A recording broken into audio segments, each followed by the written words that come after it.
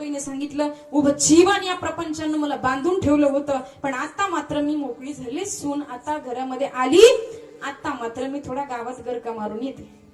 असं म्हटल्याच्या नंतर सूनबाई तर नवीनच होती, तिची काय बोलायची हिंमत होईना. म्हणले ठीक आहे जा म्हणे. जा म्हटल्याच्या नंतर त्या ठिकाणी ती सूनबाई सासूबाईला जा म्हटल्यानंतर सासूबाई आपली स्टँड पर्यंत गेली.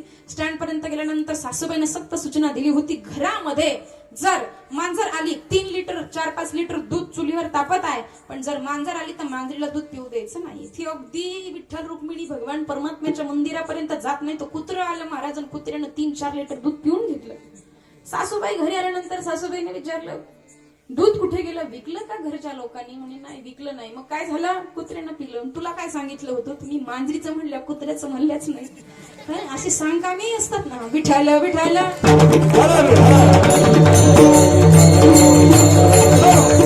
पण परमार्थ हा सांगकामा परमार्थ नसावा. परमार्थ हा कसा असावा? संत सखुबाई, संत जनाबाई महाराजांच्या बाबतीत जर विचार केला ना महाराज, असा परमार्थ जीवनामध्ये केला, टिचून परमार्थ केला महाराज. आमची मंडळी सांगतात बघा, बरीचशे साधक मंडळी म्हणतात की परमार्थ असा करायचा, सौंदर्य आहे, सर्व गोष्टीची अनुकूलता असताना सुद्धा आपण जर भगवान परमात्म्याच्या चरणी समर्पित झालं, सर्व जर त्याला समर्पित केलं तर का कुणाला घ्यायचं? जनाबाई महाराजांच्या बाबतीत जर विचार केला, सुंदर नेत्र होते, सुंदर चेहरा होता, भारतार शरीर यष्टी होती, दोन्ही पाय चांगले होते, दोन्ही हात चांगले होते. एवढं सौंदर्य जीवनामध्ये असताना सुद्धा सर्व भगवान परमात्म्याच्या चरणी समर्पित केलं. आणि समर्पित केल्याच्या नंतर जनाबाई महाराज मंदिरात गेलेच नाही महाराज. कारण भांडे घासून झाली की राजाईने म्हणावं, जडे शेण्या कोण करणार आहे? अर्थात शेण्या कोण म्हणजे गौऱ्या कोण थापणार आहे? आपल्याकडे गौरी म्हणतात. पुढे गोनाईने म्हणावं, गौऱ्या थापून झाल्या की जणे तू निघाली, पण ही झाडलोट कोण करणार आहे? असं करत करत महाराज सर्वांनी थांबवावं. मंदिरात जायला वेळच भेटला नाही. मग जनाबाईनं काय केलं? दळण दळायला सुरुवात केली. कामं सुरू झाली आणि कामं सुरू झाल्यानंतर त्या ठिकाणी जनाबाईनं ओव्या गाव्या. आताच्या माऊल्यांच्या ओव्या आता ओव्या राहिल्याच नाही. सैराट गैराट अजून काय काय झालं, लागीर झालं. इतकं झपाटलं महाराज त्या लागीरनं बायांना की काही सांगावं. जनाबाईंना ओव्या गाव्या. काय ओव्या होत्या महाराज जनाबाई महाराजांच्या? सुंदर माझे जाते गे फुले गे बहुते गे, सुंदर माझे जाते गे फुले गे बहुते गे, ओला गाऊ बहुते फुले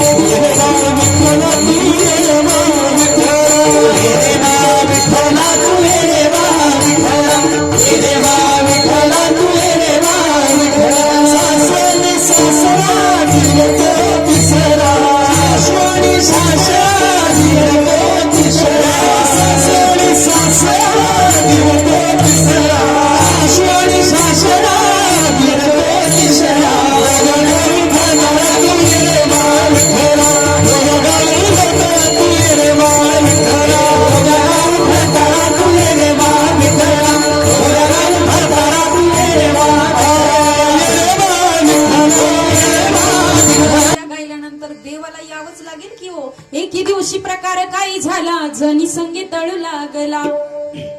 एके दिवशी प्रकार काय झाला, जनी संगीत तळू लागला. जनी म्हणत से हो दिला,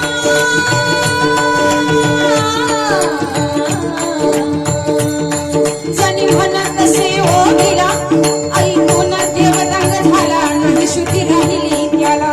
रात काळ समय झाला. काय अवस्था झाली? जनाबाई ओव्या गायला सुरुवात केली.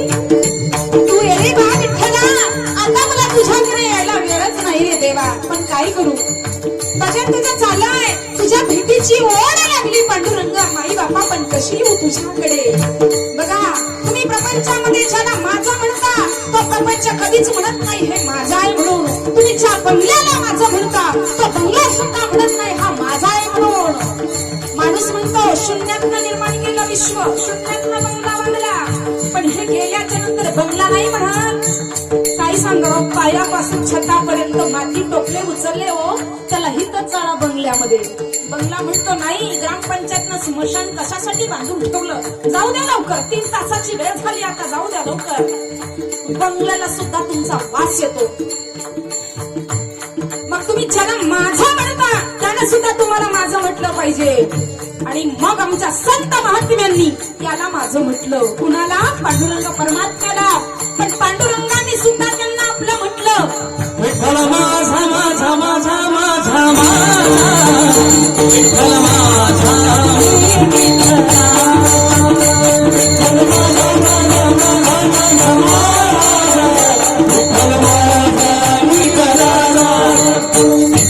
असं म्हणता म्हणता विठ्ठल माझा माझा मी विठ्ठलाचा असं म्हणता म्हणता काय झालं, विठ्ठल आलेला आहे.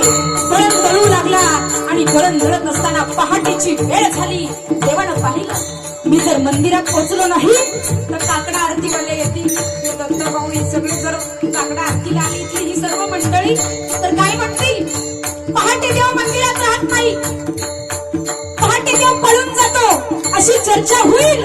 आणि म्हणून असा विचार करून मनाला देव गडबडीने निघाला. तेवढ्याच प्रकारे काही झाला, चालू आणि हार विसरला. देवनी बाकळ जमीची मंदिरी नटला राम राम राम. देवनी बाकळ जमीची मंदिरी नटला राम राम राम. आणि काही गडबडीने देव निघालेला आहे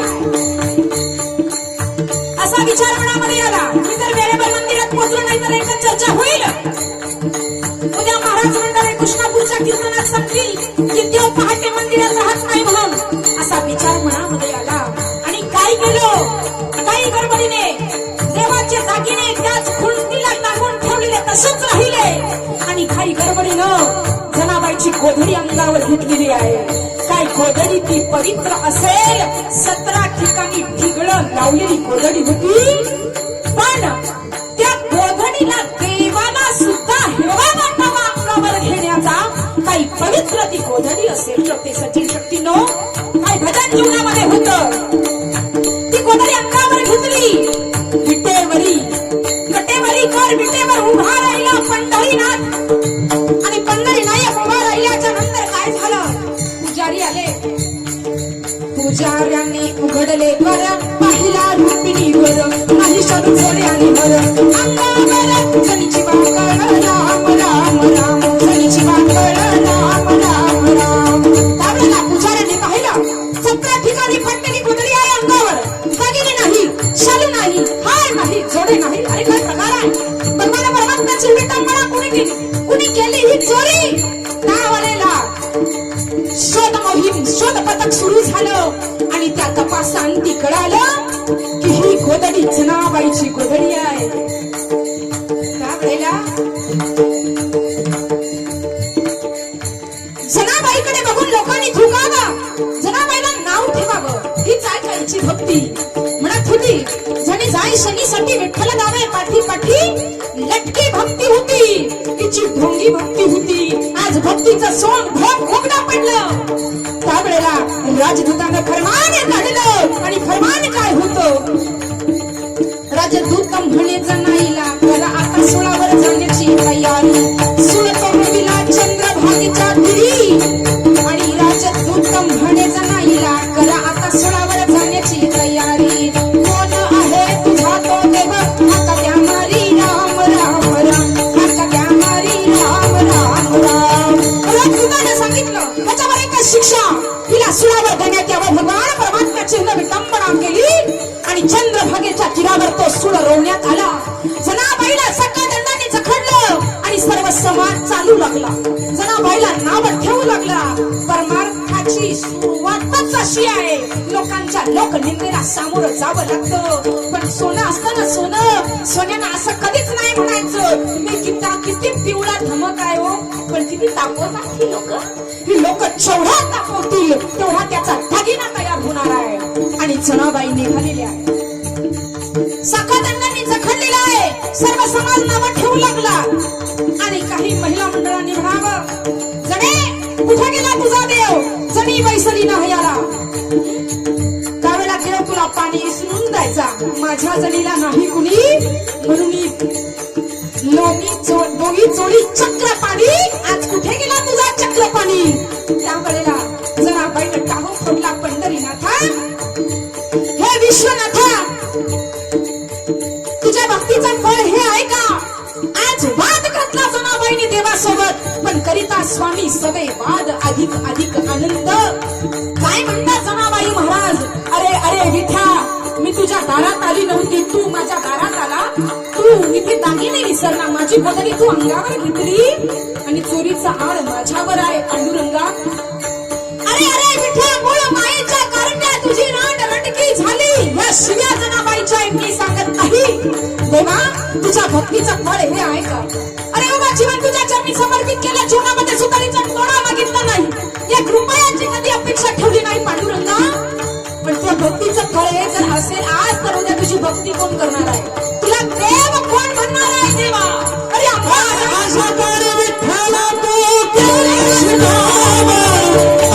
विठ्ठला जणी जाय शनीसाठी विठ्ठला नामे पाठी पाठी ही तुझी जादूगिरी आज कुठे गेली देवा. एवढा मोठा चोरीचा आरोप माझ्यावर लावला जात आहे देवा, कुठे लपलास तू.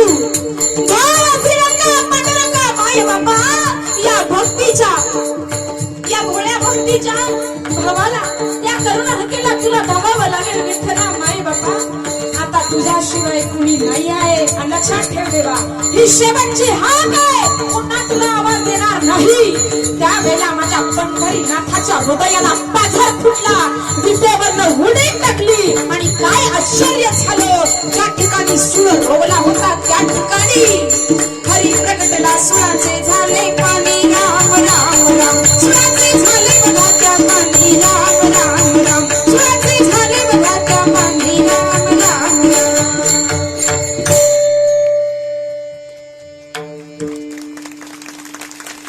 आणि मग जनाबाई महाराज की जय, मग जनाबाई महाराजांचा उद्धार.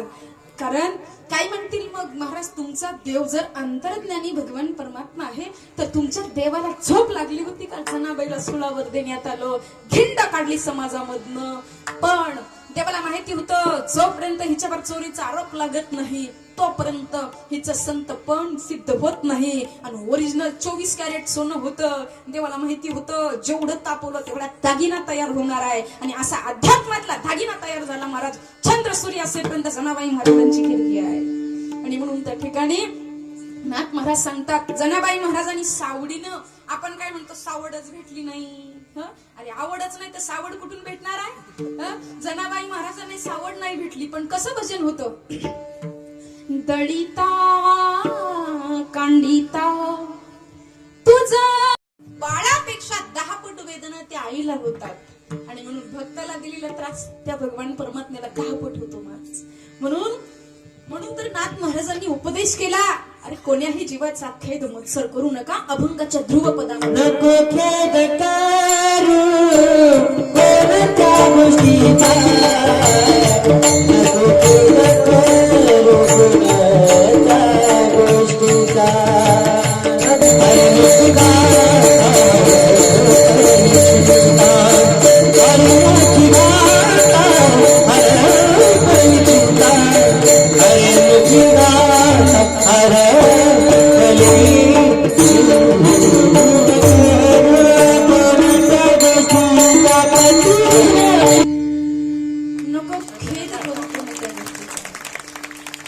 लक्ष्मीचा जाणत असे, कोण्याही जीवाचा खेद मत्सर करायचा नाही.